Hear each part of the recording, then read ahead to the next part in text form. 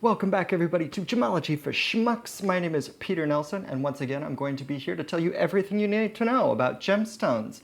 Today we're specifically talking about pearls. My plan for this episode has about 3 steps. First, we're going to talk about what pearls are, just briefly, because it's really a topic that could go on forever. But after that, we're going to talk about what is the value of pearls and a couple of the types of pearls that we're going to talk about and where does their value come from. And then third, we're going to have a little bit of review about the Pearl as One certificate. I just completed that program a couple of weeks ago, and I'd like to give my honest feedback about what it is. Section number 1, let's start with what are pearls. Pearls are a gem that are formed inside of a living creature. They are formed in a mollusk. Now, a mollusk is actually a creature. It's a category of creatures that includes everything from bivalves, or what you might call a clam or an oyster, to gastropods, things like the conch shell, and all the way into things like octopus. So theoretically, though I haven't heard if it's actually happened before, theoretically, an octopus can create a pearl as well. So what is a pearl? Well, basically, it's a biodefense mechanism. When something gets inside of the mollusk that isn't supposed to be there, basically the mollusk's only choice, if it can't spit it out, is to encase it. And so it entombs that thing inside of what's called nacre. That's certain types of mollusks that create nacreous pearls. So that's basically the substance that it covers the object in. There's an entire other category of pearls that are called non-nacreous pearls. And so they cover the object in a different type of substance, but they're very similar. They just look very different. So you can think of it as a biodefense mechanism.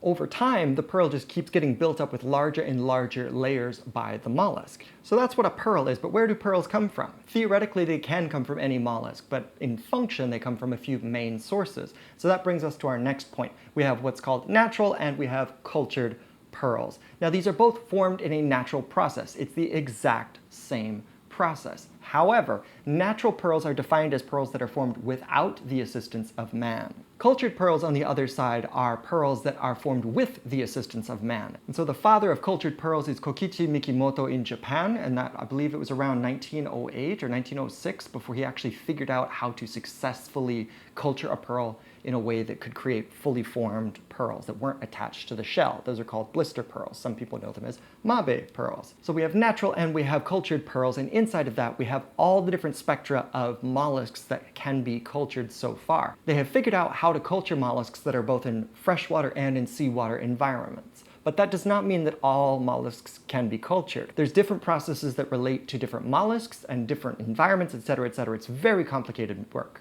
So let's move on to the next part. That's section number 2. Where does their value come from?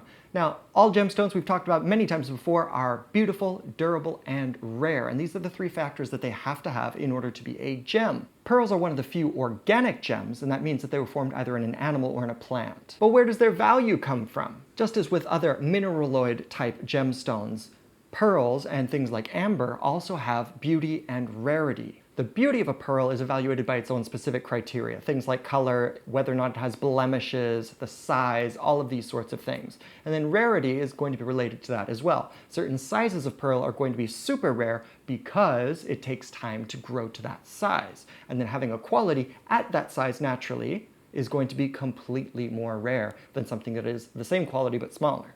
Beauty and rarity, we've just talked about both of those, but what about the difference between natural and cultured pearls? Natural pearls occur without the aid of man or woman, which means that natural pearls should be so much more rare. Isn't that true?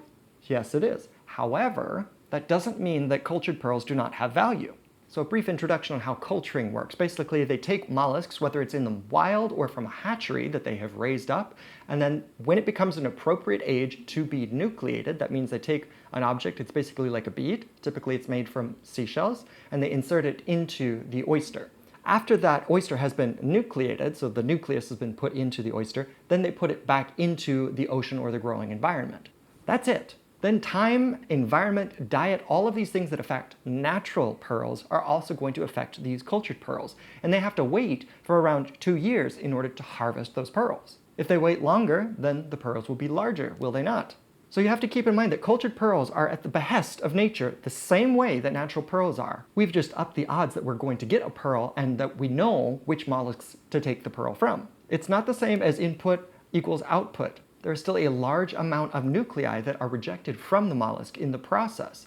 There's going to be mollusks that nature takes its way with and they just die. And so from a rarity point of view, are cultured pearls more common than natural pearls? Absolutely. However, from a quality point of view, you still have no guarantees, no idea of what you're going to get. It's still completely at the behest of nature. So things like global warming, where the temperatures of the seas and the quality of the water are changing rapidly. So there are some places where pearls should be logically farmable, they're just not farmable because the quality of the water is not good enough anymore. So inherently, pearls are a marker of clean water in a good environment, because otherwise, with unclean water in a poor environment, you get poor quality pearls. So in that way, you can think that cultured pearls are actually an incredibly ethical choice for a gemstone. This product alone is a marker that we are protecting our environment in order to maintain an environment that suits both mollusks and ourselves. And I want to follow that up with a very important point. Cultured pearls are not the same thing as a synthetic gemstone. A synthetic gemstone is one that is grown in a lab but has all of the same characteristics as the natural stone. A cultured pearl, on the other hand, only has a little assistance from man to get it started, but the rest of the process is actually functioned by the animal itself in a natural environment. We don't have control over all of the different variables in order to make the pearl be what we want it to be. With synthetic gemstones, on the other hand, as long as you control the environment as much as you can, and you control the recipe of what you're putting into the stone, and the environment and the machines that you use, then you can make for order exactly the stone that you want. Whatever size, whatever color, etc., it's at your capacity. It's just a question of money. With cultured pearls, it's not there for the asking. You just have to wait and hope. So specific colors and sizes are very rare in cultured pearls as well. They're just more common than in natural pearls. Natural pearls, you may be waiting several lifetimes before you can make a matched strand. Whereas, for example, the largest producer of golden South Sea pearls that are in the Philippines, they actually waited 37 years in order to make a single strand of large size, well-matched golden pearls. 37 years. That's older than me. And keep in mind that they are the largest producer of golden South Sea pearls. That means out of all of the thousands of mollusks that they have opened and they've collected pearls from, it took them 37 years in order to create a strand that was of this quality. The size and the colors being matched correctly. In other locations, for example in Australia, they typically farm the white South Sea pearls, but that particular strand of white cultured pearls was sold in Sotheby's for a record-breaking multi-million-dollar price. To give you a point of reference about how much value cultured pearls can keep, in Sotheby's in 1992, there was a cultured pearl strand from Australia that was between 16 millimeters and 20 millimeters in size. This was well matched, etc., but its price broke the world record of what a cultured pearl strand could get, and this was $2.3 million. This is back in 1992. Didn't even get to 1999 yet. Now again, these are incredibly well-matched pearls, and so they are exceptional specimens. However, regularly there are other strands of pearls, whether they be Tahitian or South Sea, etc., whatever variety of cultured pearls they are, that are regularly reaching hundreds of thousands of dollars. So while natural pearls may be more rare, I would still say hundreds of thousands of dollars are still incredible values to be reaching on a particular product.